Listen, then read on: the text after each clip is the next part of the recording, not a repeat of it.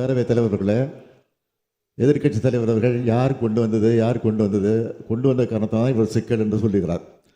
சரி, அந்த சிக்கலை சரி செய்வதற்கு உங்களுக்கு ஒரு நல்ல வாய்ப்பு இப்பொழுது கிடைத்திருக்கிறது. நாங்கள் செய்தது தவறு இல்லையோ, நான் அந்த வாதத்திற்கு போகல, அந்த வாதத்திற்கு வரல.